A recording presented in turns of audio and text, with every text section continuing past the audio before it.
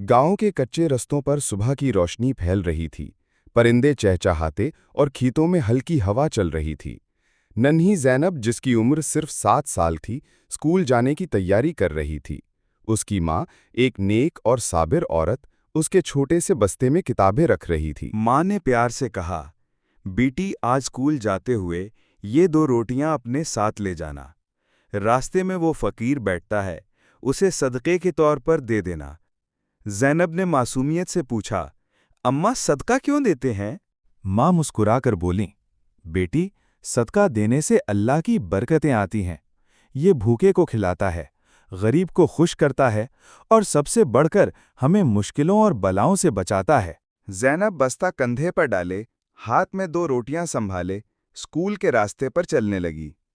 रास्ते में सबज खेत, मिट्टी के कच्चे घर और पानी की नदी बह रही थी। चंद कदम आगे एक बूढ़ा फकीर दरख्त के नीचे बैठा दुआ मांग रहा था।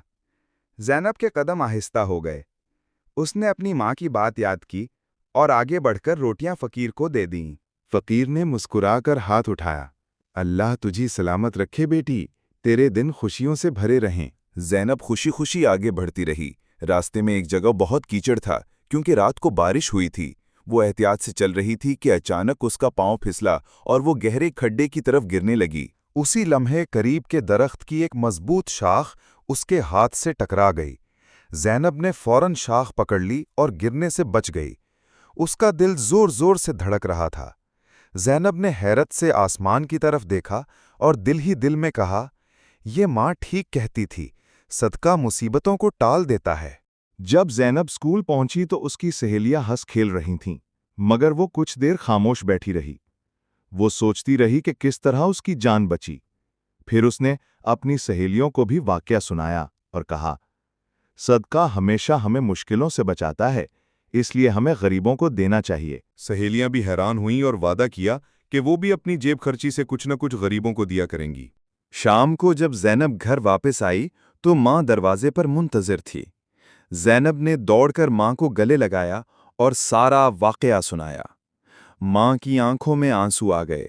उसने बेटी के सर पर हाथ फेरा और कहा, बेटी, ये अल्लाह की रहमत है।